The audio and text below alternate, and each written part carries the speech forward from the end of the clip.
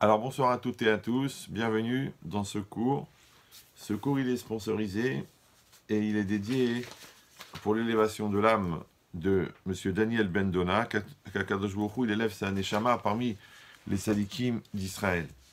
Alors vous savez qu'on va lire ce Shabbat Parashat Béchalach, et cette Parashat Béchalach, il y a le passage bien connu de l'ouverture de la mer Rouge. Alors qu'est-ce qui s'est passé pour l'historique, pour les gens qui n'ont pas eu l'occasion de lire le livre, c'est que Akadosh Baruch Hu, il a fait donc sortir les béné Israël d'Égypte, et puis après, bizarrement, normalement, ils auraient dû rentrer directement dans le désert, et puis recevoir la Torah, mais il y a eu un événement supplémentaire, qui est que les béné Israël, Hachem les amène devant la mer Rouge.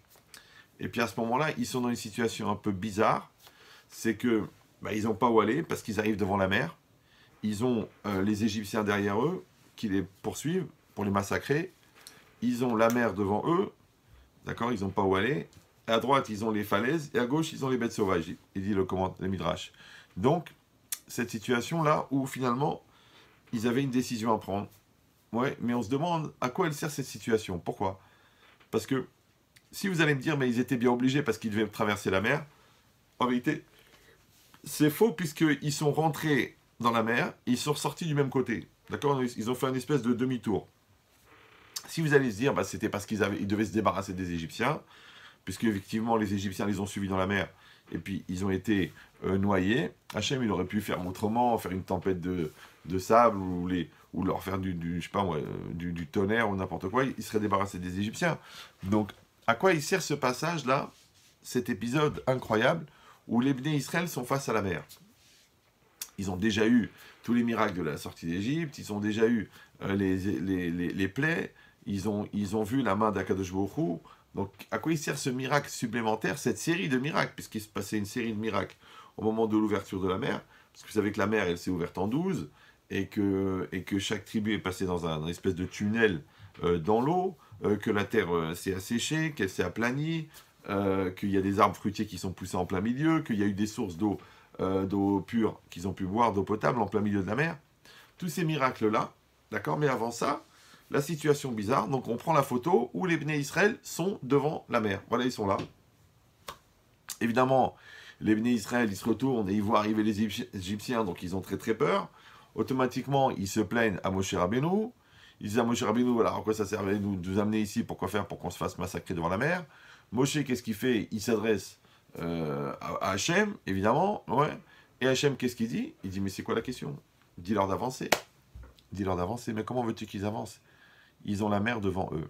Maintenant, nous, on va essayer de réfléchir, puisqu'on sait que la Torah, c'est avant tout un livre d'enseignement, et que le but de la Torah, donc, c'est de faire passer un message. Quel était le message de cet épisode-là? D'accord? Parce qu'on a déjà expliqué 1 million de fois que la Torah, elle ne s'appelle pas Sipour, elle ne s'appelle pas histoire.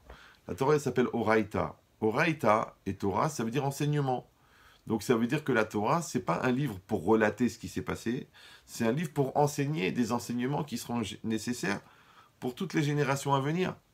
Donc venez, on réfléchit que ce passage-là, où les Bnei Israël sont devant la mer, et qu'ils ne savent pas très bien quoi faire, ni comment faire, ni pourquoi faire, ouais, et ben à quoi il sert ce passage? À quoi il sert ce moment-là? Alors pour essayer de comprendre ça, il y a une comparaison qui est faite par les Chachamim entre deux grands personnages, un qui s'appelle Noach, un qui s'appelle Avram. Et quand on va comparer leur comportement, là aussi, on va tirer un enseignement. Pourquoi? Parce que à propos de Noach, c'est marqué Et Elohim italech Noach. Avec Hachem, il allait Noach. Donc sous-entendu que Noach, il suivait Hachem. Par contre, à propos d'Avram Avinu, Rashi, il rapporte ou Asher italachti lefanai. Ouais, que Avraham, lui, il a été devant Hachem. Donc, qu'est-ce que ça veut dire d'aller avec Hachem ou d'aller devant Hachem? Ici, ça veut dire qu'il y a un comportement qui est de suivre Hachem, d'accord? Mais il y a un comportement d'Avraham qui est d'anticiper, d'accord? D'essayer d'imaginer qu'est-ce qu'il veut Hachem et d'aller devant. Un qui prend l'initiative et un qui suit. Comme dans la vie, il y a des gens, c'est des suiveurs, d'accord? Ils attendent un meneur, ils attendent un chef, ils attendent une comète, et eux, ils se mettent comme la poussière de la comète, ils suivent, d'accord? Mais il y en a d'autres, non, qui vont être des gens qui vont prendre les choses en main, qui vont prendre l'initiative, qui vont faire ce qu'il y a à faire. Et cela, d'accord, il ressemble à Avram Avinu. Il dit maintenant, jusqu'à quel point, il dit cette logique-là, que quelqu'un, il va créer la réalité au fur et à mesure, d'accord? Alors que quelqu'un, lui, il ne va faire que essayer de capter la réalité et de suivre. Puisqu'on a déjà expliqué que Hachem, le nom d'Hachem, c'est l'expression de son attitude, d'accord, de son intervention dans le monde. Donc quelqu'un, il va percevoir Hachem et il va le suivre, d'accord? Ça veut dire, et puisqu'Hachem, il s'exprime à travers la réalité, donc il y a des gens qui vont suivre la réalité. Par contre, il y a des gens qui vont être capables d'anticiper. Vous voyez, comme on dit qu'Avram Avinu, Hachem lui a dit Lech Lecha, par exemple, il a dit 20 ans vers le pays que je t'indiquerai, mais on voyait déjà dans la paracha d'avant qu'Avram, il avait pris l'initiative, d'accord, d'aller où est-ce qu'il devait aller. Donc pourquoi cette différence? Alors il dit là-bas que Avraham itgaber mi atzmo bli siua. Avraham, il a fait l'effort de lui-même sans aide, d'accord? Donc ça veut dire que il s'est mis en situation, entre guillemets, de maturité, d'application, de ce qu'il pensait être nécessaire. C'est-à-dire que le tzaddik, il est là pour essayer de faire exister Akadosh Baruch Hu. Il est là pour faire que Akadosh Baruch Hu puisse s'accomplir dans le monde. Et c'est ça son projet. Ou alors non, il va dire, écoute, Hachem, eh ben, il propose une certaine réalité. Moi, je m'adapte à la réalité. La réalité comme ça, elle est comme ça. Je suis comme ça. La réalité, elle est comme ça. Je suis comme ça. D'accord? Alors, ces deux attitudes-là, pour ça que c'est marqué aussi que, à propos de Noach, que Noach, lui, il est rentré dans la Teva, il est rentré dans l'arche, bipne me Maboul, ouais, à cause du Maboul. Ça veut dire que parce que la pluie est tombée, parce que il n'a pas pu faire autrement, donc c'est pour ça qu'il est rentré. Donc un petit peu forcé par la vie. Comme il y a des gens qui ne rentrent dans la réalité que parce que la réalité les oblige. Ouais, ils vont payer seulement parce qu'on leur demande 44 fois, ils vont se marier parce qu'on va leur dire ah, ça y est, t'es âgé. Alors que d'autres, ils vont être plus rfif, ils vont être plus dans l'initiative, ils vont être plus dans la volonté première d'accomplir les choses. Il dit ces deux attitudes-là, en vérité, elles sont un peu caractéristiques des deux types de personnages qu'on peut trouver dans la vie, d'accord? Comme on a dit, des gens qui sont plutôt des meneurs et des gens qui sont plutôt des suiveurs. Il dit maintenant, cette logique-là, elle fait une grande différence. Pourquoi? Parce que en vérité, celui qui est le suiveur, lui, il suit une réalité que la vie lui propose. Alors que celui qui est le meneur, ouais, en vérité, il crée la réalité au fur et à mesure.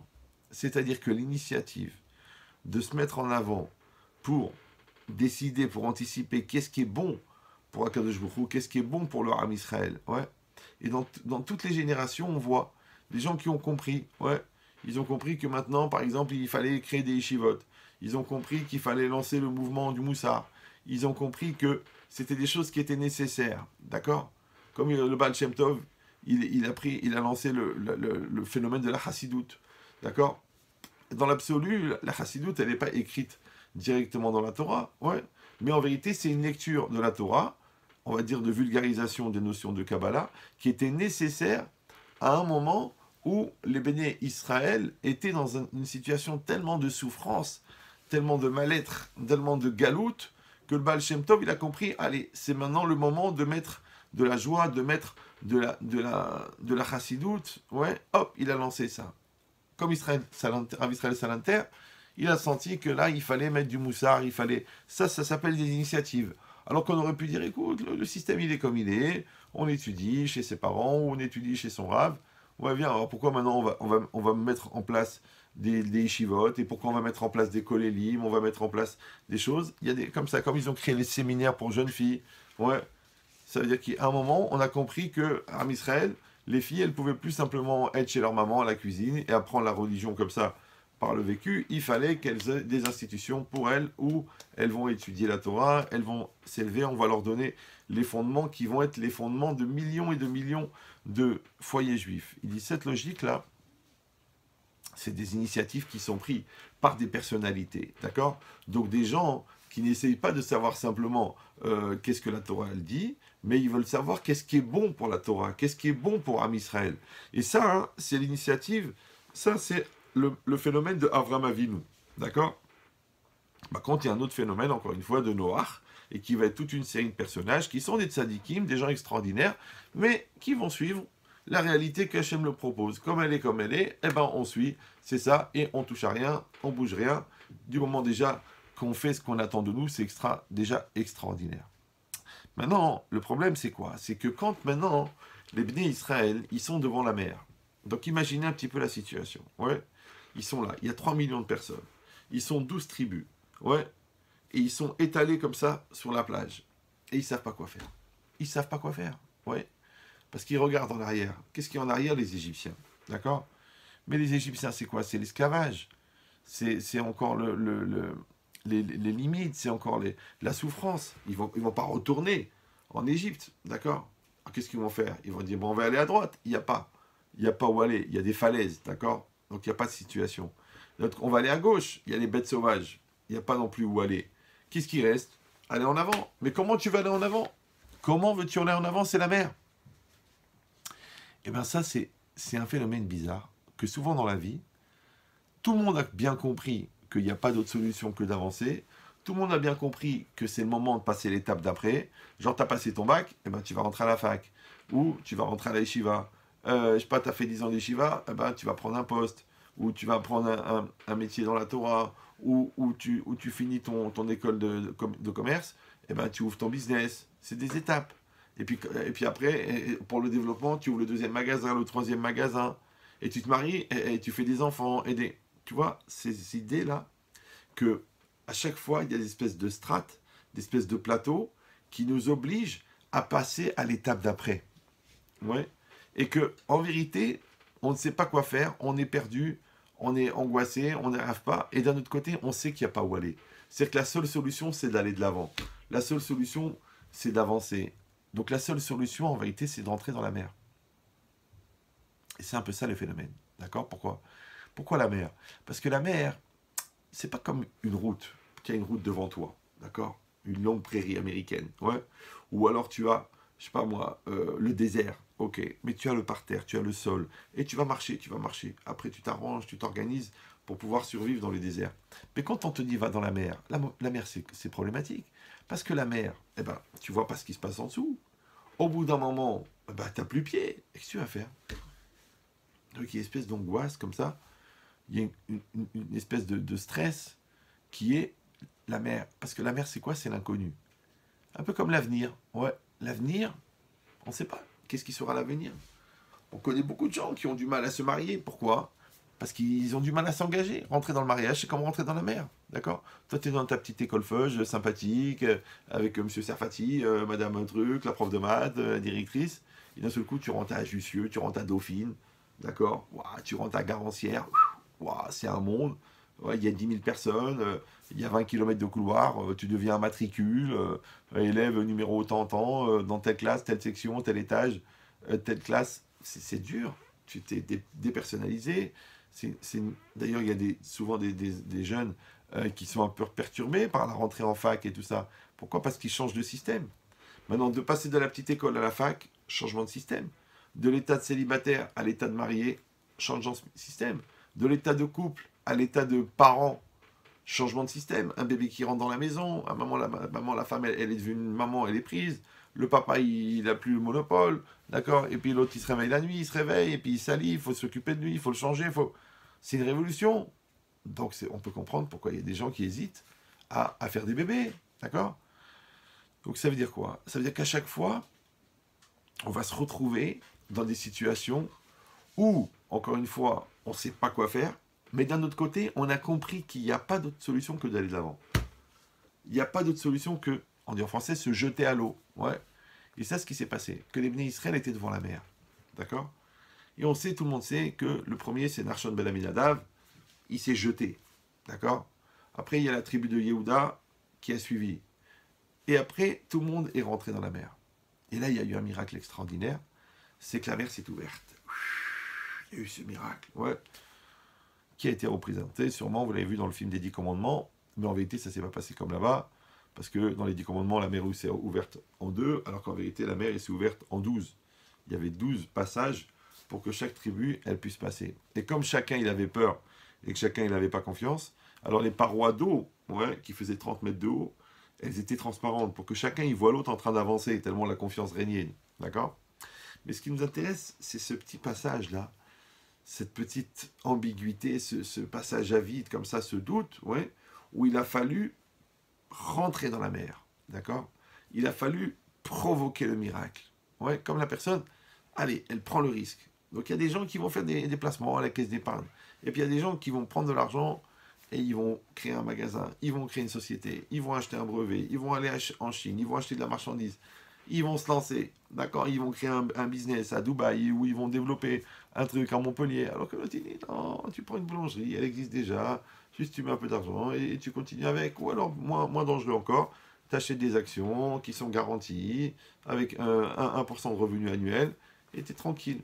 Alors pourquoi il va y avoir ça? Pourquoi il va y avoir des gens qui vont se mouiller et des gens qui vont suivre? Pourquoi des gens qui vont créer l'initiative et des gens qui vont prendre un système tel qu'il est et coller avec ce système? Alors en vérité, ça c'est un pasouk. En fait, c'est 2 psukim dans la Torah, dans la paracha qu'on va lire ce Shabbat. Pourquoi? Parce qu'en fait, c'est marqué comme ça. Vayavohu bene Israël betoch hayam bayabasha ve'amaim ayalahem choma miminam usmolam. Si on traduit littéralement, ça veut dire ils sont venus, les béné Israël, betoch hayam, dans la mer, bayabasha, sur la terre sèche, ve'amaim ayalahem choma, et les eaux étaient pour eux choma, une muraille, miminam ou mismolam, à leur droite, à leur gauche. Donc ici, le passage qui vient juste nous illustrer, nous imager qu'est-ce qui s'est passé, que les béné Israël sont rentrés dans la mer, Betoch Hayam, dans la mer, Bayabasha, sur la terre sèche. Pourquoi? Parce que quand la mer s'est ouverte, ils se sont retrouvés sur la terre sèche. Et les eaux, elles se sont levées, donc elles ont formé comme des murailles de chaque côté. Muraille à droite, muraille à gauche, Miminam ou Mismolam. Ok. Donc ça, c'est ce qui est marqué au Perek Yud Dalet Pasuk Kavbet. Et c'était très bien, et on avait tout compris. Le problème, c'est que 7 versets après, 7 psukim après, donc Pasuk Kavtet, c'est marqué ou Béné Israël, Alchou Bayabasha. Les Béné Israël ont été sur la terre ferme, la terre sèche, Betoch Hayam, dans la mer. Ve'amaim ayalahem choma, et les eaux étaient pour eux une muraille, mi-minam ou mismolam, à leur droite, à leur gauche. Et ça, c'est vraiment étonnant.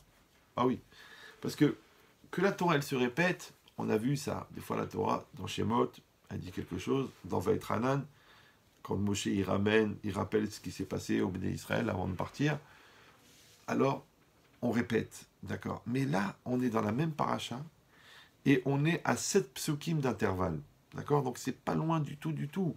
Alors quel intérêt de répéter? Quel intérêt? Alors le Gaon de Vilna, il dit, il faut faire attention à ce qui est marqué. Regardez, si on superpose les 2 psukim, et on essaye de voir si vraiment on dit 2 fois la même chose. Dans le premier, c'est marqué Vayavohu Béné Israël. D'accord? Ils sont venus, les Béné Israël.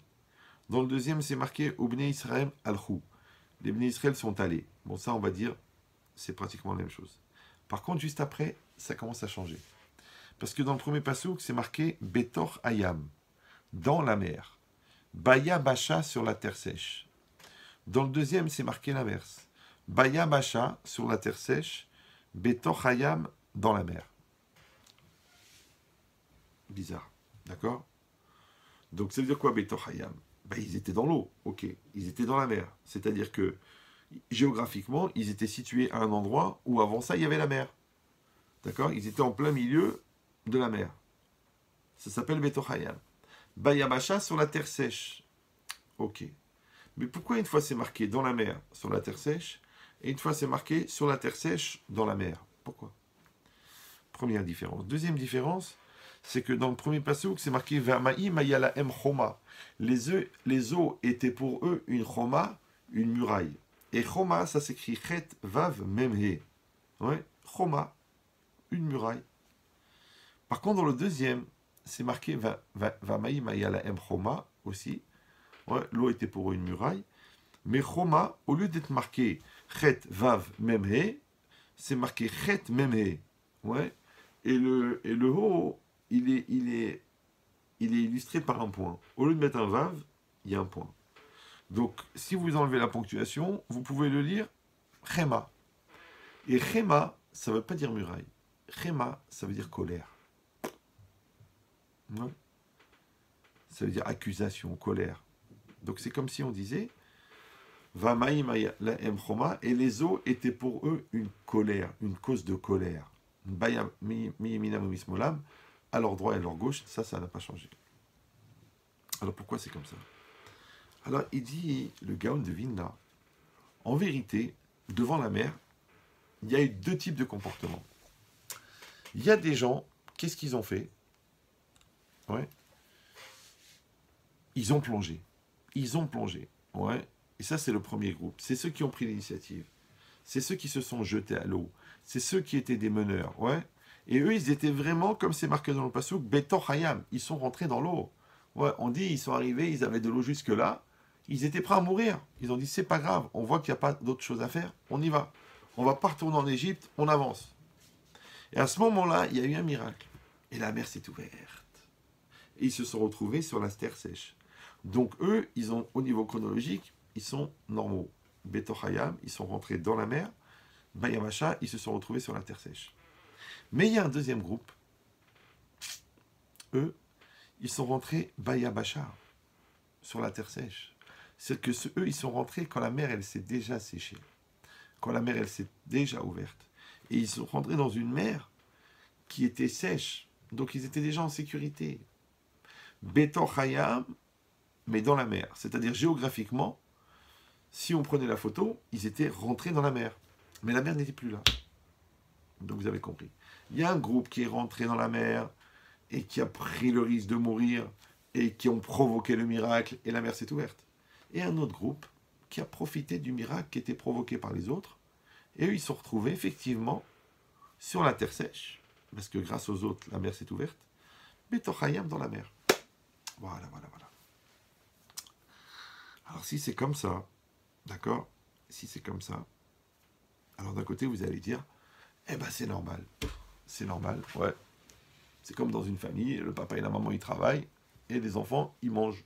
Mais ils font pas d'efforts, mais ils font partie de la famille, ok. Dans une entreprise, il y a un groupe de vendeurs qui font 90% du chiffre d'affaires, les tueurs, et les autres qui font les 3%, qui payent le papier de toilette et les trombones. Bon, ils profitent du système, ça marche, d'accord? Donc, si vous allez dire, eh ben tout est comme ça, qu'est-ce qu'on peut faire? Ouais, il y a des gens qui créent l'événement, et il y a des gens qui profitent de l'événement. Il y a des gens qui participent à l'événement, et il y a des gens qui sont spectateurs. Il y a des gens qui sont acteurs dans leur vie, il y a des gens qui sont spectateurs de la vie. C'est comme ça. Ouais, comme on a dit tout à l'heure. Mais là, tout à l'heure, on parlait d'un individu. Un individu qui s'appelle Abraham, un individu qui s'appelle Noach. D'accord? Donc Noach, c'est quelqu'un qui va suivre, et Abraham, c'est quelqu'un qui va créer l'initiative. Et là, ici, au niveau de la mer, là, c'est plus une personne, c'est un groupe de personnes. Un groupe de personnes, ouais. C'est-à-dire que quand on prend le peuple d'Israël, ben effectivement, il va y avoir des groupes. Voilà, c'est comme ça. Ouais. Comme s'il y a le groupe des religieux, le groupe des anti-religions et le groupe des traditionnalistes. D'accord? C'est-à-dire ils vont à la synagogue, mais ils vont à la plage et ils font Shabbat, sauf si tu as son samedi. Donc comme ça, des gens un peu qui suivent. Ok? Maintenant, le fait que ça soit comme ça, le fait que ce choix il existe, le fait que ça soit donné à chacun, qu'est-ce que ça sous-entend? Qu'est-ce que ça veut dire? Dit la logique, en vérité que Akadosh Baruch Hu, il a créé un système, et ça fait partie du libre arbitre, que chacun est libre de décider à quelle partie du peuple, à quelle partie de la communauté, à quelle partie du monde il veut faire partie. De quel groupe il veut faire partie. D'accord? Maintenant, vous en faites pas, le groupe, il va retrouver son homogénéité. D'accord? Ça veut dire que chacun aura son rôle à jouer. Comme il y a la tête et les jambes. Les jambes, elles font un rôle que la tête ne fait pas. Les bras, les mains, elles font un rôle que les pieds ne font pas. L'estomac, il fait un rôle que le cerveau ne fait pas. Et bien de la même manière que les cellules, c'est comme si elles avaient le choix de participer plutôt au rôle de l'estomac qu'au rôle du cerveau, ou au rôle des pieds qu'au rôle de la tête. De la même manière, chaque individu, il va décider, ouais, selon sa nature, et selon sa volonté propre, et selon son ambition, à quel type de comportement il va s'adapter, à quel type de mission il va avoir, selon, encore une fois, sa nature, ou selon son ambition. Est-ce qu'il veut participer à quelque chose de grand? Est-ce qu'il veut être un héros? Ou est-ce qu'il veut être un citoyen moyen? Ouais, il veut être un membre de la communauté? Qu'est-ce qu'il veut? Il dit cette logique-là. Jusque-là, elle est extraordinaire. Ça s'appelle le pluriel, ça s'appelle la diversité, d'accord? Mais étant donné que ce choix est donné, et que ce choix, eh ben, il est engageant pour chaque personne qui rentre dans un choix, donc évidemment que les conséquences, elles ne sont pas les mêmes quand on a choisi ce choix-là, ou on a choisi ce choix-là, d'accord? C'est comme dans les placements. Quand vous allez à la banque, vous dites, je voudrais placer mon argent. Le banquier dit, il n'y a pas de problème. Alors vous avez les placements qui rapportent 1%, 2%, et les placements qui remportent 5, 6, 7, 8%. Ouais. Le gars, il va dire, mais je ne comprends pas, évidemment. Donnez-moi les placements à 8%. Ah, les placements à 8%, ils sont à risque. C'est placements à risque. Alors que les placements qui sont garantis au niveau du revenu, ils ne sont pas à risque. Le gars, il dit, mais je ne comprends pas. Risque pour qui? Alors, le banquier, il dit, bah, risque pour vous. Nous, la banque, on ne risque rien. Ouais.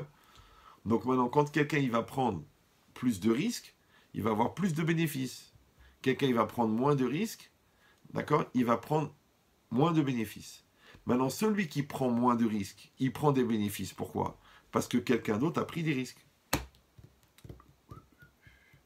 Donc pourquoi le patron, il gagne plus que l'employé? Ouais. Parce que le patron, il prend les risques. Le patron, il crée l'initiative. Il crée l'entreprise. Elle est à son nom.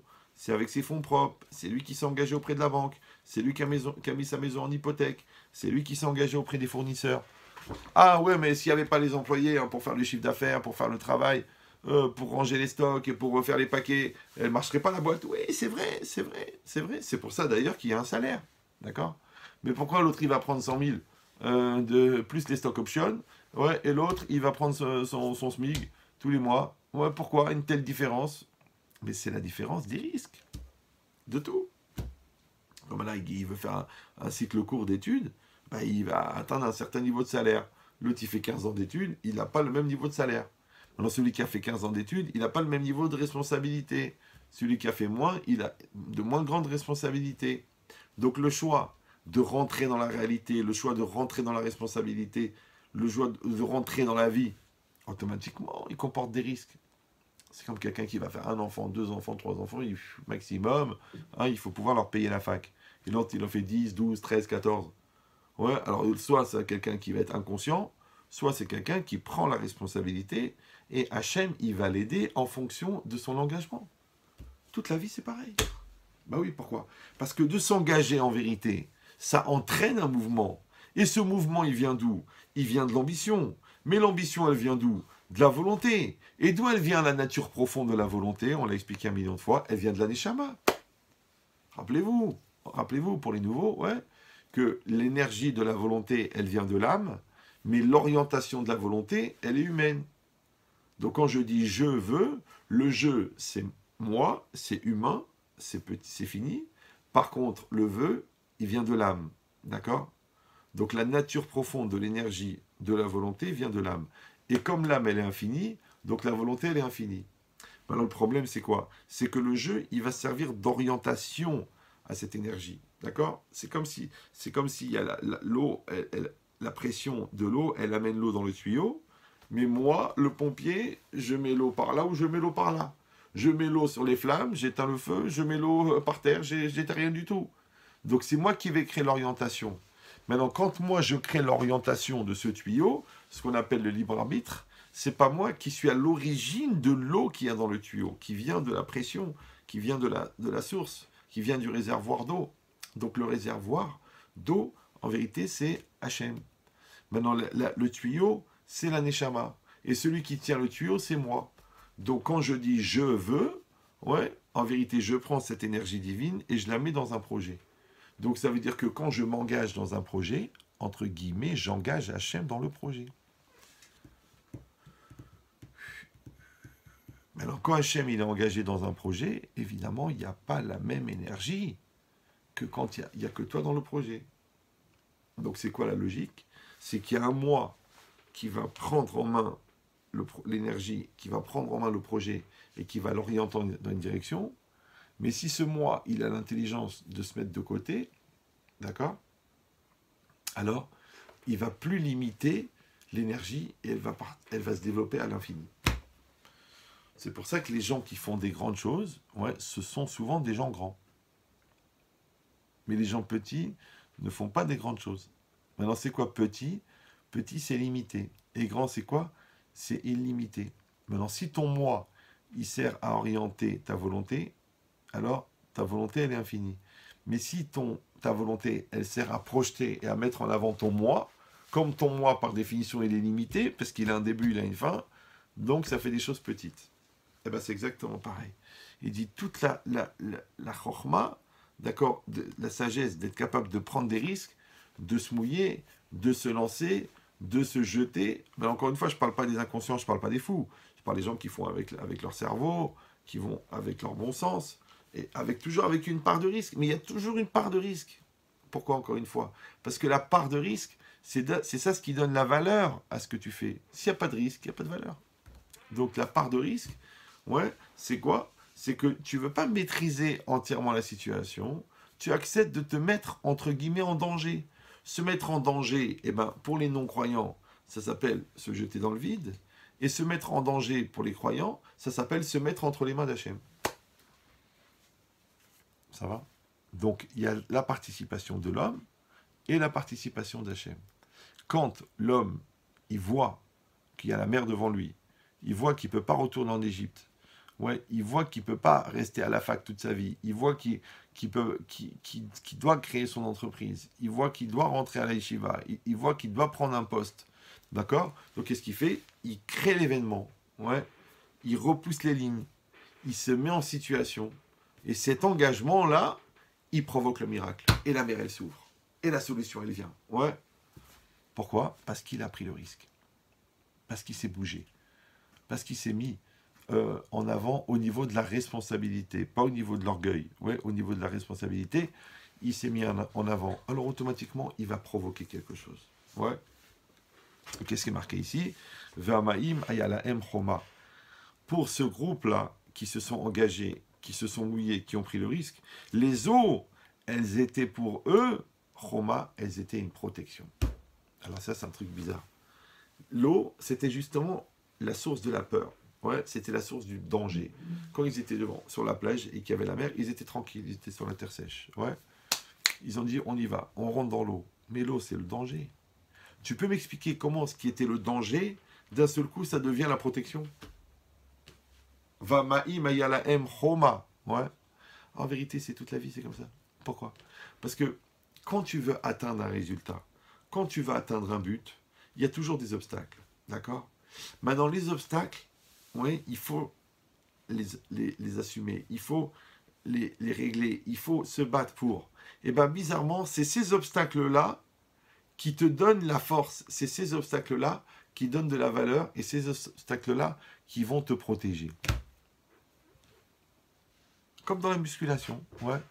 Tu prends l'haltère, tu dis, elle est lourde, ouais. Mais quand tu la lèves, ouais, tu la trouves lourde. Et en plus, ça te demande un effort. Et puis, tu as peur de la faire tomber. Et puis, ça te fait mal dans les bras. Mais cette douleur dans les bras, c'est la preuve que ton bras, il est en train de se muscler. Donc, c'est ce qui va faire que tu seras plus fort. Et qu'au bout d'un moment, le poids de 20 kilos que tu trouvais lourd, eh ben, tu le trouves léger. Alors, réfléchis. Il y a 3 semaines, les 20 kilos, tu les trouvais lourds. Mais maintenant que tu les as soulevés 150 fois, hein, tu les trouves légers. Pourquoi? Parce qu'entre les deux, ton muscle, il est devenu fort. Maintenant, il est devenu fort grâce à quoi? Grâce au poids. Donc, ce qui te dérangeait au départ, c'est ça qui t'a rendu fort aujourd'hui. Donc, ce qui était un danger à l'époque est devenu une protection aujourd'hui.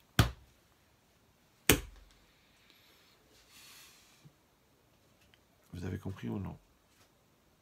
Ça veut dire que ce qui dérange les pauvres types, ça attire les gens qui veulent grandir.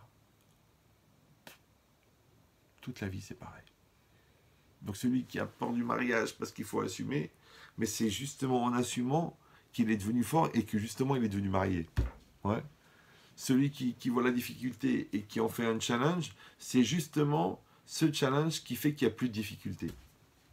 C'est pour ça que je vous ai déjà expliqué 1 million de fois, mais je le répète pour les gens qui pratiquent le cerf-volant, que pourquoi, dans toutes les situations, dans tous les choix, dans toutes les opportunités, ouais, je l'ai même dit ce matin à Marseille d'ailleurs pour les gens qui redoublent, que pourquoi il y a du bon et du mauvais? Pourquoi il y a du côté bon et du côté mauvais? Pourquoi on n'aurait pas pu faire un truc entièrement bon? Mais en vérité, c'est quoi le mauvais? Parce que intrinsèquement, Hachem ne fait rien de mauvais. Donc tout ce qu'il fait, c'est que du bien.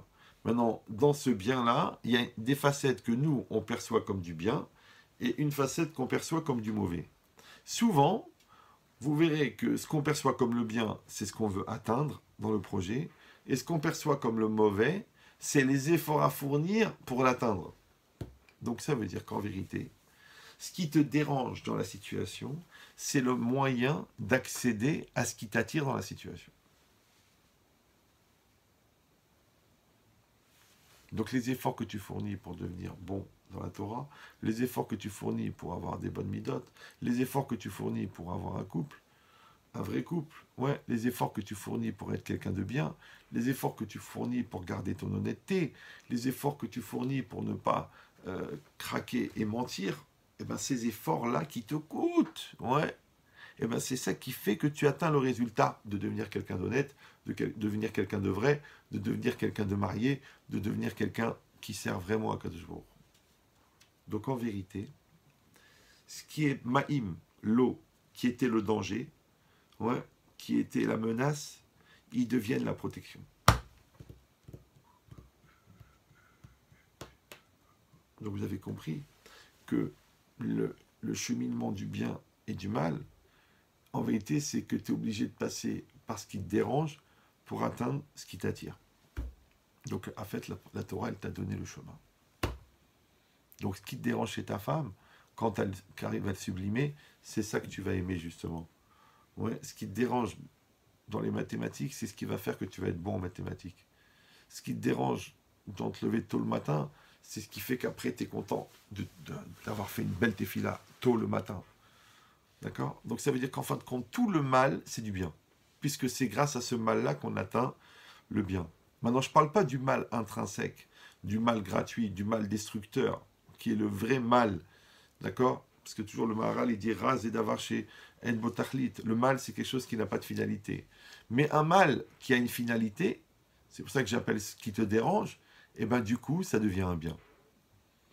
C'est-à-dire que c'est le combustible du bien, c'est le mal. C'est le mal que tu sacrifies pour atteindre le bien. Ben, c'est exactement pareil. Il dit, quand les Bnei Israël, ils sont arrivés devant la mer, ils ont bien compris qu'il n'y avait rien d'autre à faire. Ils ont bien compris qu'il fallait se jeter à l'eau. Ils ont bien compris qu'il fallait provoquer le miracle. Et il allait en avoir des milliers et des milliers de situations comme ça dans l'histoire juive, qu'on arrivait au bord, on était sûr qu'on allait disparaître, on était sûr qu'on allait être massacré, on était sûr, parce qu'on a passé la destruction du temple, la destruction du deuxième temple, on a passé la diaspora, on a passé l'Inquisition, on a passé les croisades, on a passé le ghetto, on en a passé des situations où on sentait que c'était la fin, c'était fini, ouais. Et comment ça se fait qu'on est encore là?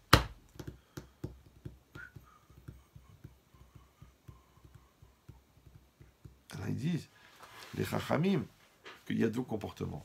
Il y a des gens, quand ils voient le mal, ouais, ils s'enfoncent dans le mal, et ils veulent faire mal que mal, et pire que pire, et pire que mal, et mal que pire, jusqu'à ce qu'ils disparaissent. Mais il y a des gens, que quand ils voient le mal devant eux, ouais, ils voient la souffrance devant eux, qu'est-ce qu'ils font? Ils se retournent vers Akadosh Baruch Hu, ils disent, ça y est, on a compris le message, et on y va. Et on fait ce qu'on a à faire, et on s'investit, et on se mouille, et on se remet en cause, et ils sont sauvés. C'est comme ça que les Bnei Israël, ils ont passé des centaines et des centaines et des centaines de générations, alors que combien de peuples ils ont disparu, et ce petit peuple-là, qui n'a jamais dépassé les 20 millions d'individus, ils sont encore là, alors que des civilisations entières, elles ont disparu. Pourquoi? À cause de la capacité, dans l'adversité, à voir le positif, à garder l'espoir quand personne n'y croyait plus. Ouais, de relever la tête quand on a envie de baisser la tête. D'accord, de devenir une épaule sur laquelle on peut s'appuyer, plutôt que de chercher une épaule sur laquelle s'appuyer. C'est une démarche, c'est une approche. C'est la différence entre Noach et Abraham. Et c'est ça qui a sauvé le peuple. Et c'est ça que dans toutes les générations, qui a fait qu'à chaque fois, on a pu surmonter, on a pu reconstruire, on a pu développer, on a pu s'adapter sans disparaître. Mais on a dit ça, c'est un avantage pour les gens qui prennent le risque, pour les gens qui font l'effort. C'est ce qui est marqué, Vamaim ayalahem choma, alors que le contraire. Ceux qui ont attendu que les autres provoquent le miracle, ceux qui ont attendu que les autres y fassent les efforts, que les autres y fassent Messirut Nefesh, que les autres y se sacrifient. Donc ils sont rentrés, ils ont profité du système, ils ont profité du tzaddik, ils ont profité du tzaddikim. Mais eux, ils n'ont pas voulu se mouiller. Ouais. Donc ils ne sont pas rentrés dans la mer quand il y avait encore l'eau. Ils sont rentrés sur la terre sèche. Ça y est, le tzaddik, il a fait le miracle, eux, ils rentrent sur la terre sèche. Betoch Hayam, ils sont dans la mer. Tu ne peux pas nier qu'ils sont dans la mer. Ok, ouais. Mais, Amaim Ayalahem Chema. Les eaux étaient pour eux Chema, une colère, une cause d'accusation. Ah bah oui, pourquoi? Parce que quand toi, tu provoques le système, tu crées le système, tu crées le miracle, d'accord? Donc les difficultés, elles sont un mérite pour toi. Parce qu'on dit, tu as fait ce que tu as fait malgré que c'était difficile. Mais quand quelqu'un, il a profité du système et il n'a pas fait d'effort, ouais, alors lui, oui, le danger, il devient une accusation. Et c'est un peu logique, pourquoi? Parce que si moi j'ai fait semblant de prendre les haltères, d'accord? C'est qu'au lieu de prendre des vrais haltères en métal, 20 kg, 30 kg, 40 kg, 50 kg, qu'est-ce que j'ai fait? J'ai pris des haltères en polystyrène. Ok.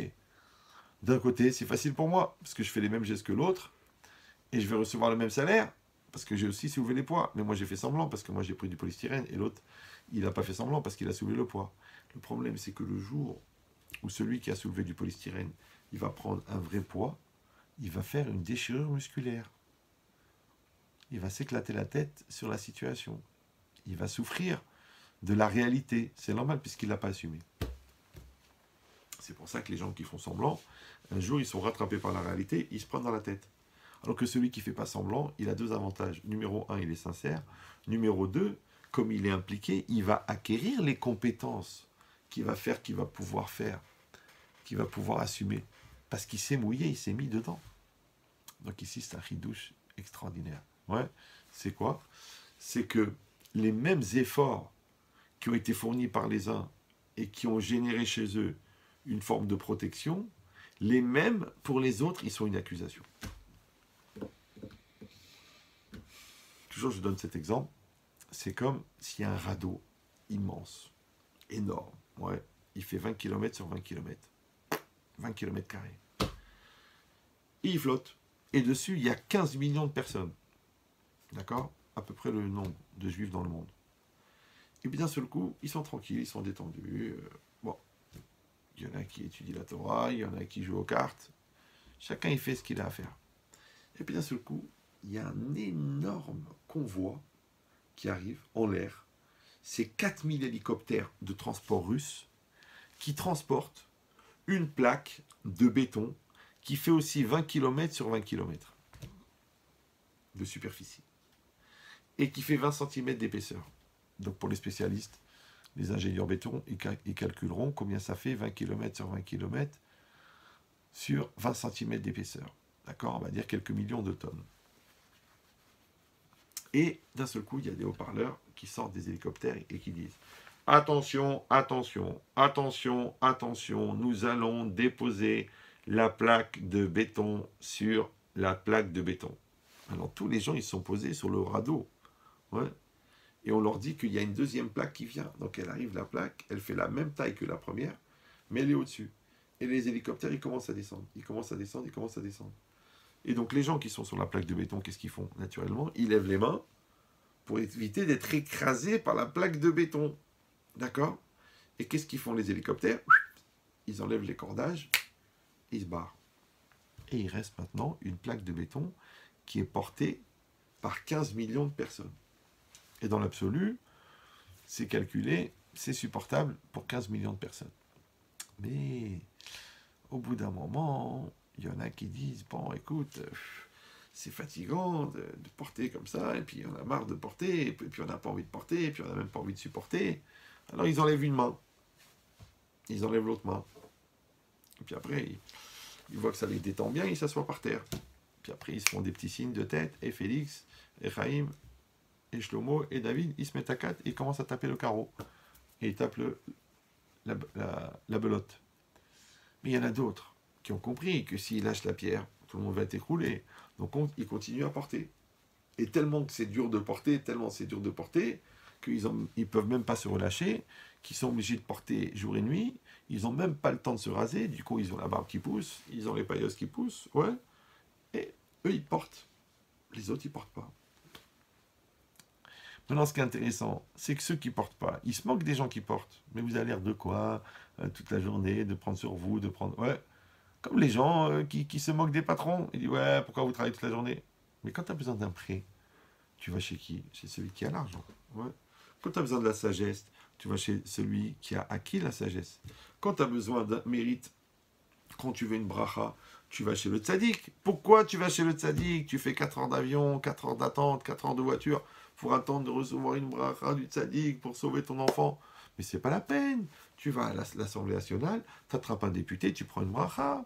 Tu vas à la fac de physique, là-bas, tu prends le doyen de la faculté, il a une barbe comme ça, et tu lui demandes une baraka pour sauver ton fils. Non, pourquoi tu vas chez le tzaddik? Tu sais pourquoi? Parce que tu sais que le tzaddik, il s'est mouillé.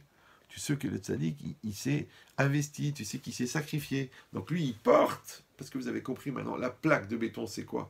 Eh bien, c'est la responsabilité de la Torah, c'est la responsabilité du judaïsme, c'est la responsabilité morale de l'humanité. Il porte. Donc il y a des gens qui vont porter le poids, et il y a des gens qui ne veulent pas porter, parce qu'ils savent qu'il y a d'autres qui portent. Et si vous allez dire, eh ben encore une fois, c'est comme ça, le monde il est divisé comme ça, il y a des gens comme ça, il y a des gens comme ça, mais non, tu n'as pas compris. Celui qui porte, il crève de porter, mais il a les muscles, il a les midotes, il a l'olamaba, il a le monde futur. Mais celui qui ne veut pas porter, parce que ça le saoule, parce qu'il s'en fiche, parce qu'il n'a pas la tête, parce qu'il a autre chose à faire, parce qu'il faut qu'il s'achète un yacht et qu'il porte avec la voisine et qu'il touche la secrétaire. Donc il n'a pas que ça à faire, lui, de se prendre la tête à étudier la Torah et à faire les mitzvot d'Hachem. Il n'a pas envie. Attention, maman, parce que tu es quand même un juif. Tu fais quand même partie de la communauté, que tu le veuilles ou non. Ouais. Et si tu fais des choses, quand on va être pris dans l'ouragan de la souffrance, tu vas être aussi dedans, toi. Pourtant, tu as tout fait pour ne pas en faire partie. Donc ça veut dire quoi? C'est que de la même manière que dans le mariage, on est marié pour le meilleur et pour le pire, malheureusement, dans les difficultés, malheureusement dans la souffrance, malheureusement dans l'antisémitisme, on est tous touchés. Ne crois pas que celui-là, parce qu'il a une grande barbe, on va l'insulter, et toi que tu n'as même pas de kippa, on ne va pas t'insulter. C'est peut-être même toi qui vas être insulté le premier. D'accord? Donc ça veut dire quoi? Ça veut dire que toi, tu crois que le religieux, il étudie la Torah, il se lève tôt le matin, il fait attention à ses enfants, arrange ta jupe, fais la bracha avec la kavana, baisse tes yeux, protège tes yeux, ne regarde pas les choses dégoûtantes. Tu crois que c'est pour rien? Tu crois qu'il est fou? Il exagère? Ouais. Mais toi, tu es cool, toi, tu dis, on s'en fiche, les hommes, les femmes, les trucs, l'argent cachère, l'argent pas cachère, le Shabbat, le Yom Tov, les fêtes, tout ça, tu t'en fiches. Toi, tu organises la bar mitzvah le jour de Noël. Ok. Et avec ça, tu prends un traiteur qui n'est pas cachère.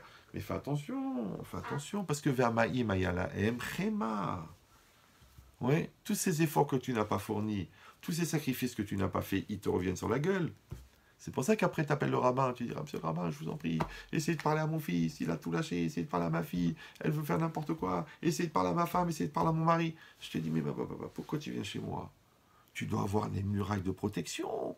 Il m'a dit, mais quelle muraille? Je dis, mais le muraille de tes efforts, les murailles de tes sacrifices. Parce qu'un couple, vous comprenez, un couple, ils se marient, ils sont les deux. Ils sont tous les deux jetés comme ça au milieu de la banquise, d'accord? Mais comment ils vont faire? Ils vont mourir de froid. Alors qu'est-ce qu'on leur dit? On leur dit, fabriquez-vous un igloo. Ouais. Eh ben qu'est-ce qu'ils font? il coupe un morceau de glace qui s'appelle la gentillesse, un autre qui s'appelle juger positivement, un autre qui s'appelle la solidarité, un autre qui s'appelle la bonté, un autre qui s'appelle la reconnaissance, un autre qui s'appelle la remise en cause. Et avec ça, ils construisent leur couple. Donc les efforts qu'ils ont fournis, c'est ça qui va être leur protection. Mais quand des couples, ils restent dans l'égoïsme, dans la lourdeur, dans la bêtise, dans la tuniserie, dans la maroquinerie, dans l'algéroisie, dans l'ashkéniserie, ouais, et qu'ils évoluent pas, et qu'ils construisent pas, et qu'ils passent leur temps à s'engueuler, et à chercher des raisons d'embêter l'autre, et de faire du mal, eh ben, ils restent dans le froid polaire, ouais, et ils sont congelés. Et à la fin, ils meurent de froid, parce qu'il y a un froid qui s'est installé à l'intérieur de leur couple. Mais tu crois que c'est quoi? C'est une malédiction? Tu crois que c'est la inara de la belle-mère? Non, non. C'est simplement qu'ils n'ont pas utilisé l'adversité de la construction pour faire l'effort qui va être la muraille de protection. C'est ça ce qui est marqué. Ouais, pour ceux qui ont fait des efforts, pour ceux qui se sont sacrifiés, c'est ça qui est leur protection. C'est-à-dire que la petite fille, que depuis qu'elle est petite, tu lui as dit arrange ta jupe, le garçon que tu lui as dit arrange ta kippa, sois fier de ton identité, sois bien dans ta peau, c'est ça qui a fait qu'ensuite il a pu traverser toute sa vie avec sa fierté, avec sa clarté, avec sa pureté, avec sa crainte d'Hachem, parce qu'il n'avait pas peur, parce qu'il n'avait pas honte. Mais quand on lui a dit, écoute, enlève la kippa, ne mange pas kasher, tu vas te faire remarquer, ne fais pas Shabbat, enlève la mezouza, on va savoir te truquer, on va truquer. Bah, mais qu'est-ce qui te reste après? Après, tu dis, oui, je comprends, les mariages mixtes, l'assimilation, on a perdu toutes les valeurs, on ne sait même plus qui on est, on n'a plus d'identité, on n'a plus de passé, on n'a pas de futur, on n'a pas de présent. Ah bah, mais c'est tout ce à quoi tu as renoncé. Ah, tu dis, oui, mais à part ça, moi, je viens d'une grande famille, du grand sadique, et moi, je vais prier sur la tombe de trucs. Mais dis-moi, ça fait 10 ans que tu vas pèleriner le tzaddik et tu fais pas Shabbat? Ça fait 15 ans que tu vas pèleriner, que tu allumes les veilleuses baba, que tu fais la iloula de trucs, et tu vas toujours à la plage mixte. Et ouais, tu crois que le tzaddik que tu vas prier, il a vu une fois une femme déshabillée? Jamais, jamais de sa vie. Donc, à un moment ou un autre, au début, tu connais rien. Tu dis, c'est pas, j'y vais pour l'ambiance et tout. Mais à un moment, il faut que ça bouge, il faut que ça évolue. Et c'est là, ouais, que ce qui te dérange, en vérité, les efforts que tu dois fournir, ils deviennent Roma, ils deviennent une protection pour toi. Donc on a compris maintenant comment est-ce que quelqu'un il va faire partie des suiveurs ou quelqu'un il va faire partie des gens qui vont être qui vont donner la direction. Ouais, quand est-ce que quelqu'un il va prendre l'initiative ou quelqu'un il va être pris par le mouvement? Quand est-ce qu'un homme il va être dans le aller et quelqu'un il va être dans le laisser aller? C'est ce qui est marqué ici. Que Hachem il met l'homme devant des choix, ouais, et cette difficulté à prendre le choix, à prendre la décision, elle s'appelle en français l'embarras du choix. Mais d'un autre côté, on sait que ce sont nos choix qui nous définissent, ce sont nos choix qui nous déterminent, ce sont nos choix qui nous font grandir. Donc quand les Bnei Israël, ils se sont mis dans cette situation et qu'ils ont poussé la réalité, ils ont poussé la mer, ouais, ils ont provoqué le miracle. La mer, elle s'est ouverte. Et dans tous les domaines, c'est pareil. Des fois, il y a une maladie. Les médecins ils disent, bah, vous savez, on n'y croit pas trop, c'est difficile, la situation n'est pas bonne, les résultats d'analyse ne sont pas bons. Le gars, il te dit, non, non, moi je crois en Dieu, et il pousse, et il allume des veilleuses, et il se bouge, et il fait teshuva, et il change. Après, le médecin, il dit, écoutez, on ne sait pas ce qui s'est passé, on n'a pas très bien compris, la tumeur, elle a fondu, les bactéries ont disparu, le virus, il s'est envolé, la situation, elle a changé, il y a une amélioration rapide. Et la preuve, tu sais la preuve, c'est le contraire. La preuve, c'est que quand la personne, elle baisse les bras, elle laisse tomber, elle dit de toute façon, écoute, il est foutu, il est trop vieux, il va mourir, d'un seul coup, ça dégénère. Et l'autre qui met dans la croyance, qui se bat contre la maladie, qui se bat contre la truc, les médecins, ils lui ont donné 4 ans, il a duré 20 ans. Il lui a donné 3 mois, il a duré 15 ans. Il y a des gens qui sont morts, ils sont revenus. Ouais. Pourquoi c'est comme ça? Parce qu'il a poussé la réalité. Il a poussé les lignes. Ouais. Donc il a créé le miracle. Alors c'est ça qui est donné. C'est ça qui est donné à chacun. Ouais. Que, en vérité, si on réfléchit bien, un homme, il arrive ce qu'on appelle les parachas drachim. Il arrive à la croisée des chemins. Ouais. Il arrive devant le choix. Il arrive devant la décision. Et il ne sait pas. Parce qu'il y a cette fille-là, ouais, qui est sérieuse, qui a des valeurs, qui est une fille de famille, mais bon, qui est un petit peu, qui n'est pas très rigolote. Et l'autre, c'est une star, c'est une folle, c'est une excitée, c'est le feu d'artifice de la plage de Juan les Pins. Mais il sait qu'à long terme, c'est pas très sérieux, elle est un peu hystérique, un petit peu nerveuse, un petit peu capricieuse. Alors il doit choisir. Maintenant, toi, tu vas dire, oui, mais tu comprends, on n'a qu'une vie, puis il faut profiter. Ok, profite. Mais combien de temps tu vas profiter, ouais, avec la pas sérieuse, et après, elle te rend fou le reste de ta vie, avec des enfants excités. Et combien tu vas subir avec la sérieuse, et à la fin, tu as une maison qui est construite, tu as des enfants qui sont solides, tu as la chérina dans la maison. Donc tu vois bien que ce que tu appelais, toi, des sacrifices, en fin de compte, c'était des investissements. Dans tout, c'est pareil. Regardez la cigale et la fourmi. Même La Fontaine, il avait compris. Ouais. Donc chacun, il décide. Est-ce qu'il est prêt? Est-ce qu'il veut? Est-ce qu'il veut déplacer? Est-ce qu'il veut faire avancer? Est-ce qu'il veut investir?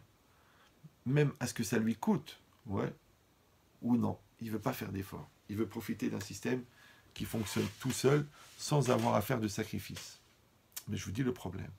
C'est qu'il y a des gens qui profitent de la situation. Et des gens qui profitent de la situation. Traduction. Il y a des gens qui profitent de la situation parce qu'ils ont compris que le principal, c'était pas de gagner quelque chose. Le principal, c'est de devenir meilleur. Donc ils cherchent les opportunités de faire des efforts parce qu'ils savent qu'en faisant des efforts, ils deviennent meilleurs. Mais il y a des gens, ils profitent de la situation. Ça veut dire quoi? Ils veulent grignoter, ils veulent gratter, ils veulent profiter au présent, sans réfléchir à l'avenir, sans réfléchir à ce qu'ils vont devenir, à ce qu'ils vont faire plus tard. Ils veulent juste manger. D'accord? Ils veulent juste consommer. Mais tu sais, tu manges, tu vas aux toilettes. Regarde, qu'est-ce qui reste? Le cholestérol, la cellulite et les toilettes. Là, il a dit non, j'ai pris de la bouffe. Mais avec ça, j'ai travaillé. Avec ça, j'ai étudié la Torah. Avec ça, je me suis remis en cause. Avec ces forces-là, j'ai construit mon couple. Donc tu vois, un, il a brûlé des calories pour devenir meilleur. L'autre, il a brûlé des calories pour pouvoir ensuite payer un régime pour maigrir. Donc c'est ça l'idée. Il dit, si c'est ça maintenant, on comprend qu'on peut se mettre dans une situation d'adulte ou est-ce qu'on peut se mettre dans une situation d'enfant. On peut se mettre dans la situation de celui qui va assumer, on veut se mettre dans la situation de celui qui est tout le temps en recherche de sécurité. Maintenant, c'est normal d'avoir une période d'enfance, c'est normal qu'on est protégé, qu'on a des gens autour de nous qui sont là, qui sont nos parents, qui sont nos rabbinim, qui sont nos maîtres, qui sont nos mentors, c'est bien, c'est une période nécessaire. Après, c'est normal qu'il y ait une période où on n'est plus encore un enfant, mais on n'est pas encore un adulte. On est un peu dans l'instabilité, dans le mouvement, dans la recherche, et ça s'appelle l'adolescence. Et après, il y a un moment où on atteint la stabilité, on atteint l'autonomie, on atteint la maturité, on atteint la hirat shamaim, on atteint le da'at, on atteint la conscience, on atteint le da'at Torah, et là, on est dans le monde des adultes. Alors, ces trois périodes, enfance, adolescence, adulte, ouais, elles ne sont pas seulement dans une personne, elles sont aussi dans la communauté, elles sont aussi dans toutes les situations de la vie. Tu crées une société, au début c'est l'enfance, c'est tout, c'est l'euphorie, c'est l'excitation. Après, c'est commence tes premières difficultés, après c'est difficile et tout, faut se battre et tout, et après tu arrives à dépasser la crise financière, et maintenant ta société, elle a une vitesse de croisière, elle a atteint un strate de maturité, elle a des rendements, elle a le fond de roulement, ça fonctionne bien. Donc tu vois que ta société, elle est passée par les trois étapes. Ta teshuva, c'est pareil. Au début, tu fais teshuva, t'es toute feufolée, t'es excité, t'es tout truc. Oh. Après, tu prends dans la tête, tu te remets en cause, tu te bagarres avec tes épreuves. Après, tu deviens vraiment religieux, sérieux, posé, chacham, érudit, clair dans ta tête, clair dans tes midotes. Alors tu atteins l'âge adulte de ta teshuva. Et bien dans chaque domaine, c'est pareil. Donc il y aura toujours des mers à traverser, il y aura toujours des situations où il y aura des décisions à prendre. Donc Hachem, en faisant sortir les bénis Israël d'Égypte, il les met devant la mer. On a demandé, mais à quoi elle servait cette étape? Ils auraient pu aller directement dans le désert, et Hachem, il serait débarrassé des Égyptiens différemment. Non, il fallait que les bénis Israël soient devant la mer, et qu'ils comprennent qu'il y allait avoir des milliers et des milliers de situations dans la vie d'un homme et dans la vie du peuple juif, où ils allaient être confrontés comme ça à une situation où ils avaient l'air d'être perdus, où il ne verrait pas de solution, où il n'y aurait aucune visibilité, et il comprendrait d'instinct que la seule chose à faire, c'est d'avancer, d'accord, de rentrer, de s'engager, de se bouger le derrière, de se mettre un coup de pied dans le derrière pour avancer, et à ce moment-là, ils vont provoquer le miracle, et la mer, elle va s'ouvrir. Donc c'est ça l'enseignement que je voulais vous transmettre ce soir. Il y a encore beaucoup d'éléments dans le cours, mais là, on a fait quelque chose de global. Et en plus de ça, que comme j'ai fait 7 heures de train aujourd'hui pour faire un aller-retour à Marseille, j'ai fait cours là-bas, donc je suis un peu fatigué. Donc, on rappelle que le cours est dédié les Ilou Nishmat de Daniel Ben Dona, qu'Akjouchou élève sa neshama parmi tous les tzadikim d'Israël.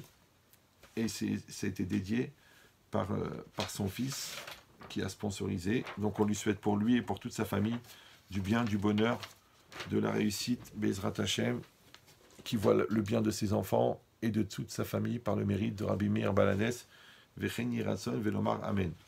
Donc comme je vous l'ai dit tout le temps, ces cours qui sont sponsorisés en vérité, et ben ceux qui veulent prendre sur eux à leur charge d'organiser un cours comme ça, ils m'envoient un email, Rav Yechia, R-A-V-Y-E-H-I-A, comme mon prénom, ravyeria, @hotmail.com, et je leur donnerai les conditions et les dates qui sont libres.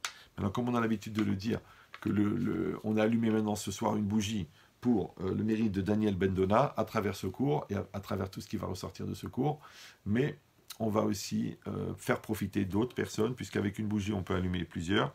Donc, je vais demander aussi pour la pour l'élévation de l'âme d'autres personnes. Et si vous pouvez, eh ben, vous répondez Amen pour que Bezrat Hashem